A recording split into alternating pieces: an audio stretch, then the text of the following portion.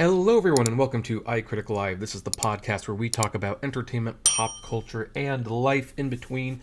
I'm your host, Kevin T. Rodriguez, film critic of iCritic.net, and this is technically the first podcast of the new year that is exclusively a podcast. I think I forgot to upload the podcast version of my reactions to the Oscar nominations, partially because I kind of realized that it wouldn't make much sense as a podcast. So if you want to see that, go to the YouTube channel, iCritic. You can watch my reactions to the Oscar nominations there.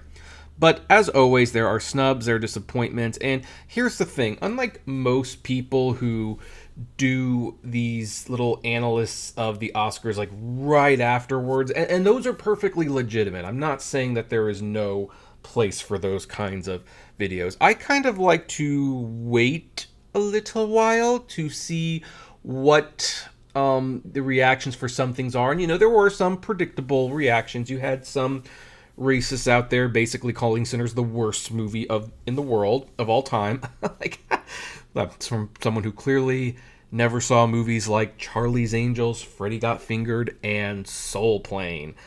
Or what was that Cuba Gooding Jr. movie where he and his buddy went on a gay cruise? Was it Boat Trip? Like, that's an awful movie. But yeah, let's call Sinners a wonderful movie that taps into Black history and has some very real things to say about, our relationship with them. That's considered like the worst movie of all time by these white nationalists. Well, there you go, I suppose. Of course, you had some Wicked fans who were disappointed that it didn't get a single Oscar nomination, which I am surprised by. I really thought Ariana Grande was in it to win her Best Supporting Actress Oscar, but I guess the film just really fell off the Academy voters' radar. And, of course, the category that we are most interested on my channel, the Best Animated Feature category, which still has some controversy about its existence. Is it preventing animation from getting into the main categories? Is it just a token award? And, that's just how it's going to be. And we had, of course,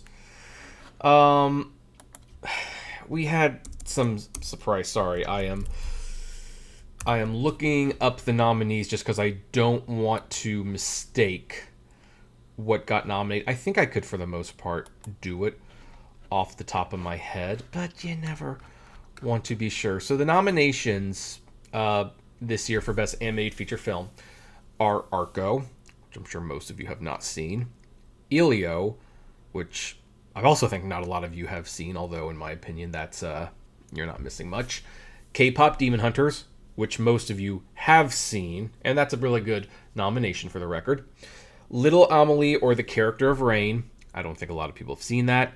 I have. It's very good. By the way, for controversial reasons, I think that's what's going to win. But if you want to hear my reasons as to why, leave me a comment in the comment section. If you're listening to this podcast on a place that leaves comments, although I might just make it anyway, who knows. And the final nominee is Zootopia 2, which, yeah, almost everyone's seen that one. So those are the nominations. Now, of course, there are omissions and things like that. Mamoru Hosodai's Scarlet, for example, didn't get in. That was considered for a long time something that would crack the, crack the nominations. But there was one movie that got excluded that everyone is just having a complete meltdown over. And honestly, I'm not really sure why. And that is the fact that Demon Slayer Infinity Castle wasn't nominated for an Oscar. Now, it should be noted, Demon Slayer Infinity Castle was nominated for a Golden Globe, which had 6 slots. And the Golden Globes are mostly international voters. It kind of makes sense that would catch their radar. But people should really not be surprised that this movie did not get an Oscar nomination. They really should not. And I am going to tell you why. But before I do that, let's look at some of these comments that people made about Demon Slayer not getting a nomination. So Jordan, otherwise known as Jagged KG, says, once again, America is full of complete BS when they're playing favorites to some K-pop slop. K-pop slop? Really? Fable Elon says, WTF is K-pop Demon Hunters. Okay. Jen Ninja 17 says, I don't think it has anything to do with K-pop Demon Hunters winning the Golden Globes. Why the hell are you going to nominate the studio's greatest flop ever? The Oscars are a complete joke. LOL. All right, here's a fun one from Gabrielle Mata, which is Immortal 201 Ray. These awards shouldn't be taken seriously. The Oscars were awful. They used Demon Slayer to hype up the failed hype-free event and still don't nominate anyone. That's a huge lack of respect for art. Don't really know what that means. So anyway, there's some Reddit reaction. Someone says, nothing but unbelievable. Bro, it's the American ego for not letting many films get Oscar. And there's, if you look this up, there's people who show some of the fight sequences from the movie, and they highlight them as reasons why won't the Academy nominate this? There was nothing like this in any of the other nominees. These action sequences are a cut above the rest. And look, here's the thing. I'm going to start by saying I really like the Demon Slayer Infinity Castle movie. I really do. I gave it 4 stars in my written review. But, and I'm going to actually read a portion of my review. This is near the end of my 4-star review. You can read my print reviews at Fandom Post on iCritic.net, by the way. Shameless plug. I write, Demon Slayer the movie Infinity Castle assumes you are caught up with your Demon Slayer lore. While the production can be appreciated by any onlooker, only those who have been on the train thus far will receive any emotional payoff from the event. Still, even if I had entered this blind, I likely still would have given it 2.5 stars for the sheer artistry of it all. Hayao Miyazaki certainly saw something in the art of Demon Slayer 5 years ago, and with the animators determined to make this the best conclusion they can, the rest of the world is getting to see what the future of animation might look like under the care of people who love the craft. So, that is obviously a very big positive recommendation for me, but I note that if I had not been caught up with the Dragon Ball, sorry, this is why it's live, folks, the Demon Slayer lore, I'd probably give the movie 2.5 stars, because as I've told people and kind of joked about in my print review, this is a movie that drops you in the middle of the action. Literally, the TV series concluded with the character Tanjiro and his friends falling through a hole that led them into the Infinity Castle. And the movie begins with them falling in that hole, and then they literally hit the ground running. There is no attempt to catch viewers up. It assumes you know what is going on. And while the action sequences are great, and they can be appreciated on an artistic level, it's kind of like, I don't know how many of you anime fans remember this movie. This was kind of a big deal at the time, but there was X, the movie, which was based off the Clamp manga. And it actually got a theatrical release in America. Manga Entertainment decided to release it in America. They dubbed it. They submitted it to the MPAA. It got an R rating.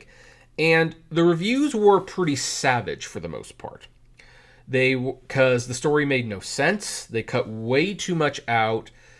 But people noted how great the animation was. This is one of the best looking movies I've ever seen, but it makes no sense. And here's the thing. If you had read the manga X 1999, then X the movie was less confusing. You were basically getting to see your favorite parts of the manga animated and put on the big screen. It was wonderful for you. But to the average onlooker, damn thing made no sense. And that's the thing with Demon Slayer Infinity Castle, the movie. This movie is hostile to newcomers. And look, again, I love it. I did give it 4 stars. Me and my friends saw it in IMAX on opening weekend. I saw a second time in IMAX because I wanted to experience those visuals again, although admittingly I kind of left the second time a little into like the third act. The third act slows down significantly, which that is a huge flaw with this movie in general, is that it slows down at the absolute worst time. Like, anyone will tell you, you do your character building early and you up your pace near the end of the movie. If your movie starts being fast-paced out of the gate, you don't slow down as the movie goes along. That is not a good pace. But anyway, so, it's not a perfect movie, I'll say that. But anime fans really need to just acknowledge that, look, this was never going to be nominated because you cannot expect the Academy voter to look at this without having done any homework and say, oh yeah, this is one of the best animated films of the year. Because it doesn't make sense. It really doesn't. Now, some people have also mentioned, but they also didn't nominate Chainsaw Man, the movie Reze arc, and that stands alone. Yes, kind of. Look, I gave Chainsaw Man, the movie Reze arc, 3.5 stars, I believe. I did enjoy it, but again, I've seen the TV show, which is 1 season. Yes, that movie is a little bit more of a standalone product, but it's still doing the hefty lifting in the TV show. Sorry. If you've not seen the TV show, you are still essentially jumping into a story where characters have already been established. Like, why does Denji turn into a Chainsaw Man? Like, what's the story behind that? Who's this perverted girl that is being sent away, and why is she being sent away? Like, that it still doesn't exactly lend itself to new viewership. Whereas, like, K-pop Demon Hunters, that does lead itself to new viewership. Now, some of you might be saying, well, if it's all about that, why does Zootopia 2 get nominated? Guys, for a very simple reason. Academy voters saw Zootopia. They gave Zootopia an Academy Award for Best Animated Feature Film. They're probably still watching it because many of them have kids and grandkids. Zootopia is something they are familiar with. So the barrier to entry is nowhere near as big as it is with Demon Slayer and Chainsaw Man. But these movies did not get snubbed because the Academy has a bias against anime. It is because they didn't get them. And we shouldn't expect them to get them. Now, yes, you could argue like, oh, but they nominated Elio, which is better than Scarlet. Look, folks, I'll be honest. Yeah, that one irks me a little bit. But here's the thing. First of all, I seem to be in the minority with my Elio dislike. I put it on the top 10 worst films of the year list. I'm still getting people commenting on my Twitter feed like, when I share an opinion movie like this from a guy who put Elio in the top 10 worst films of the year, like, it's happening. But here's the thing.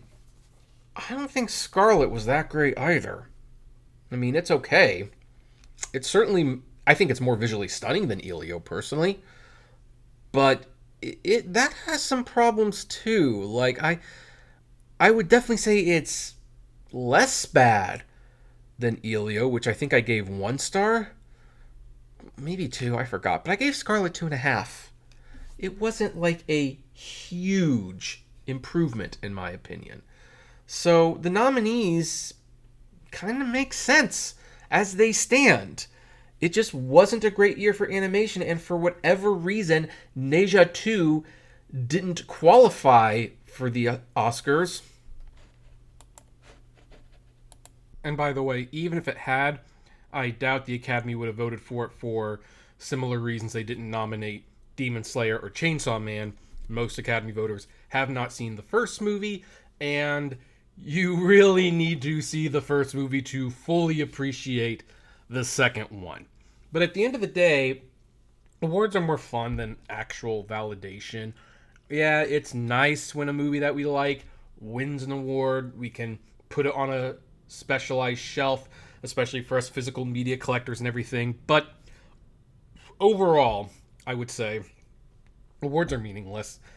They're like sports. They don't mean, like, who wins the World Series doesn't mean anything in the long run. Who wins the Super Bowl? Grand scheme of things, doesn't really matter. But it's fun. And they tell great stories. And that's what the awards race does as well. It tells a story, but I don't think the story here is that the Academy hated Demon Slayer or Chainsaw Man. Those voters just were never going to vote for it because they just simply didn't get it. They do not have the context to get it. Kind of like how if you bring someone into Lord of the Rings, The Return of the King, and they had not seen the first two, don't be surprised if they walk away like, well, I mean, it was impressively made, but I don't really get it, to be perfectly honest. And I think we just have to accept that. But anyway, I would like to know what you all think about this. Do you agree with my assessment? Do you disagree? I'd love to know. Comment below in the platforms that have comment section. If this is your first time here and you like what you hear, why don't we make it official? Subscribe to the podcast. We're on YouTube, Spotify, Apple, Deezer, all your podcasting platforms of choice. And as always, flame responsibly. Have a good one. Hey, you made it to the end. Thank you so much for making it to the end. Just a few more things. First of all, the names that you see on the screen, these are our Patreon and YouTube member supporters. And I thank each and every one of them. Their support helps me make exclusive videos for Patreon and YouTube members, as well as keep the channel running. And of course, is just of huge kindness to me. Also, don't forget to check out the iCritic-led podcast on Spotify, Apple, Google, Deezer, whatever podcasting service you listen to. It is there.